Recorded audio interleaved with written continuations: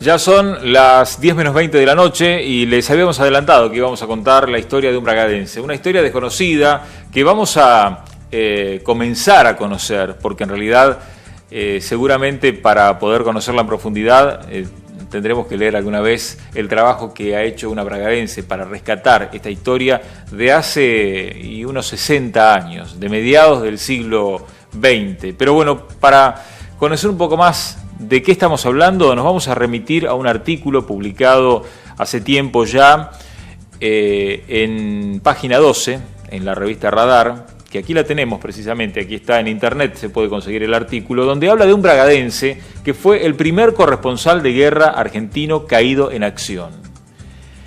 En realidad el artículo se llama La lección de un cronista, porque lo que quiere el autor, que es Ulises Muschietti, es rescatar el trabajo de Rodolfo Walsh, nada menos que Rodolfo Walsh.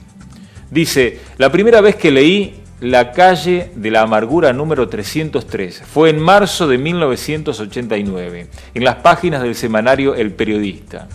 Rodolfo Walsh la había escrito 30 años antes en La Habana, pero nunca había sido publicada hasta entonces. Fue Rogelio García Lupo el que la acercó a la redacción para que se editara junto a un informe suyo acerca de Jean Pacel, el primer corresponsal de guerra argentino caído en acción. El desventurado Pacel, cuyo verdadero nombre era Juan Carlos Chidichimo Pozo, había recorrido un largo camino desde su bragado natal hasta la Cuba de comienzos de la Revolución. Perseguido y censurado a lo largo de una década en varios países de América Latina, sin fama ni fortuna, había mantenido intacta la ilusión de encontrar su gran nota y escribirla. Fue precisamente por eso que se embarcó con un grupo de expedicionarios dispuestos a combatir en Haití a la dictadura de François Duvalier. Junto a la mayor parte de los rebeldes, cayó baleado en una playa de la isla.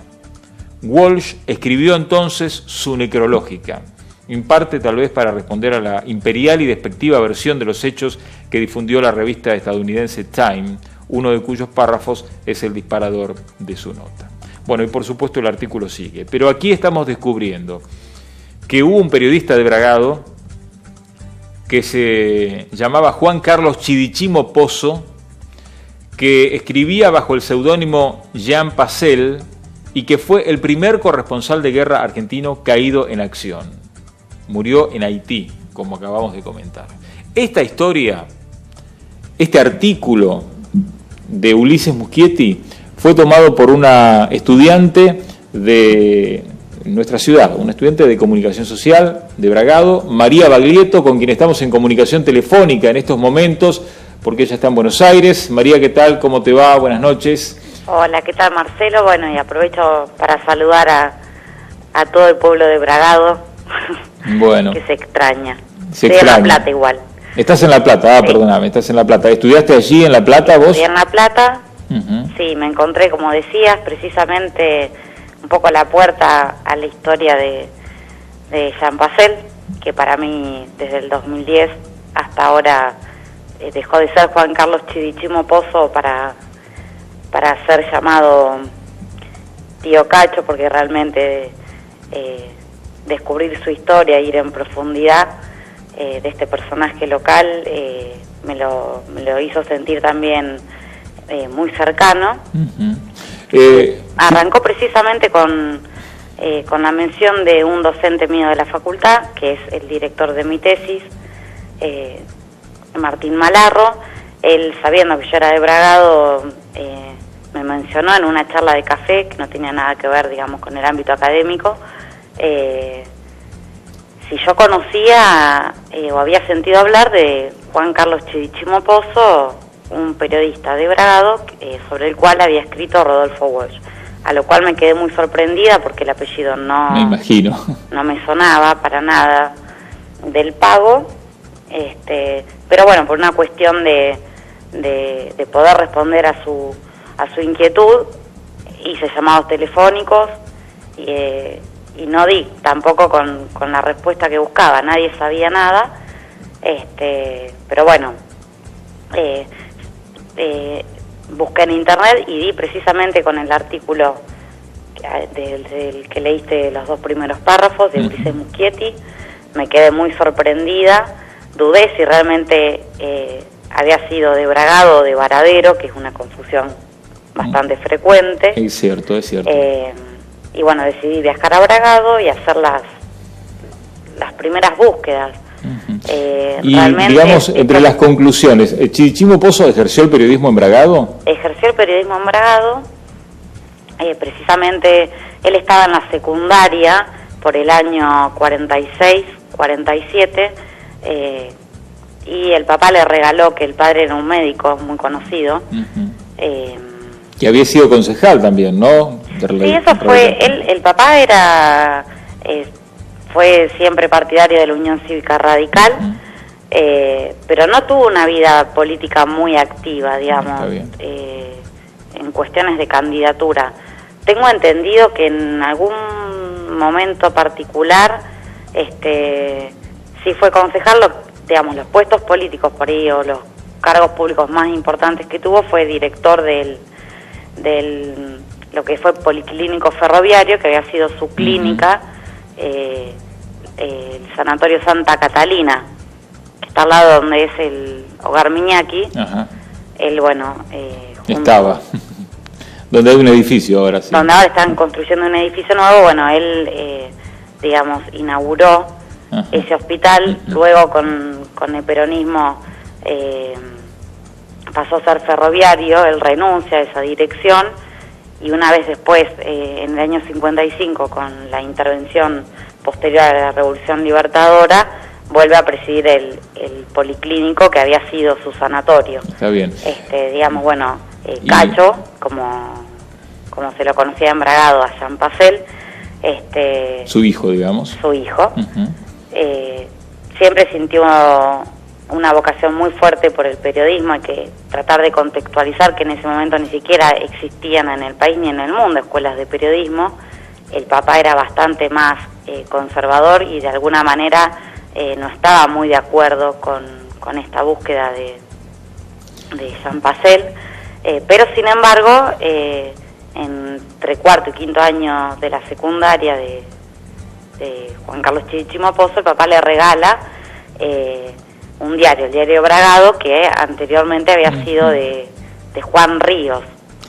Bragado se llamaba el diario. Diario entonces. Bragado, exactamente, que se producía, o sea, el diario se imprimía en el taller de los hermanos Crespo. Era un taller que estaba en la calle Belgrano y Brown. La verdad que veo que has investigado muchísimo, eso y eso no es nada, porque sabemos que también inclusive fuiste a Cuba, ¿no?, para rastrear sus huellas. Pero bueno, contame, ¿por qué se va a Cuba él en determinado momento? Sí, sintéticamente, María. Específicamente, él, bueno, tiene este diario, tenía una personalidad muy bohemia y fervorosa al mismo tiempo, era un gran soñador y un joven con mucha vitalidad que planteaba con mucha fuerza realmente lo que pensaba. Él dirigía este periódico que se llamaba el Diario Bragado en el año, desde el 48 hasta el 49 aproximadamente, obviamente como venía de una familia de seno radical, y él por su propia personalidad era muy revolucionario, con ideas revolucionarias, ¿no? Sí, no era tan revolucionario de izquierda, eso por ahí es una confusión. No es mi interpretación tan cabal. Digamos, para mí era una persona muy apasionada por América Latina, que hizo un recorrido similar al del Che Guevara, o sea, provenían de una familia de clase media, media alta, y que de repente, una vez que precisamente logran irse un poco de Argentina, digamos, cuestionando el peronismo, una vez que salen de Argentina y van recalando más hacia el norte de América Latina, hacia hacia Centroamérica, empiezan a encontrarse con una realidad completamente diferente a la que teníamos en el país, más cruda, con diferencias sociales más marcadas, y también ahí va como cambiando la mirada. Está bien, y llega a Cuba, llega a La Habana, tenemos unas imágenes que queremos mostrar. A tu pregunta, está bien, está bien. Tenemos unas imágenes de vos justamente cuando fuiste a La Habana, porque rastreando su historia, fuiste hasta el lugar como corresponde, ¿no? Como una buena periodista, hasta el lugar donde habían ocurrido los hechos que, bueno, finalmente terminaron con su vida, aunque fue en Haití, pero él allí es donde desarrolló su actividad, ¿no? De ahí partió la expedición, precisamente, en la que él iba como corresponsal. Ese es el hotel que queda en la calle La Amargura, mirá vos qué nombre, ¿no? Precisamente el artículo de Walsh, al que hace referencia Muschietti, en este artículo que leíste sus dos primeros párrafos en el seminario Radar, precisamente el artículo de Walsh al que hace referencia este periodista se llama Calle de la Amargura 303, que es una dirección exacta en la que yo me di cuenta que realmente existe un hotel porque se ven las letras desdibujadas. Sí. Ahí se está viendo en este momento. Buenísimo. En la que evidentemente Jean Pasel vivió en La Habana en su tiempo. Él llega en marzo del año 59, yo tengo certeza de esto por una postal que le envía a sus padres, en la que les anuncia que al día siguiente llega a La Habana. ¿Y fue reconocido como periodista allí en La Habana? Fue reconocido ahí, precisamente, digamos, como para tratar de, si no la gente no va a entender nada, voy a tratar de ser bien puntual en algunas cosas como para que se entienda. Él venía de una familia que era opositora al peronismo, por esa razón tiene que forzosamente abandonar la dirección del diario Bragado en el año 49.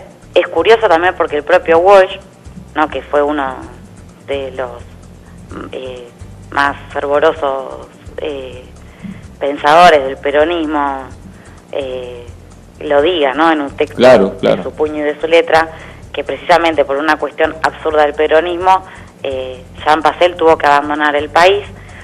Él después dirige otro diario que se llamaba Por Todos, que en función del artículo de Walsh hace pensar que también fue en Bragado, pero en realidad se editó en Rivadavia, en el Partido de América. Bueno, y él vuelve a sufrir una clausura y en el año 51 él logra exiliarse en Uruguay, que de hecho lo lleva en su auto personal el senador radical de Lepiane, que hoy tenemos una autopista con el nombre del senador. Exactamente. Bueno, él lo lleva hasta la frontera y obviamente había sido, digamos, un exilio político, en el cual se pensaba que él iba a regresar. Bueno, no fue esa su decisión, por esto que tenía un espíritu aventurero y que le gustaba mucho estudiar de América Latina y era un amante del oficio del periodismo. De Uruguay va a Brasil, de Brasil a Venezuela, de Venezuela a Panamá, de Panamá a... no, mentira, de Brasil, Venezuela, Venezuela, Colombia, Colombia, Panamá. Sí. Y de Panamá, bueno, hace unas visitas breves por otros países.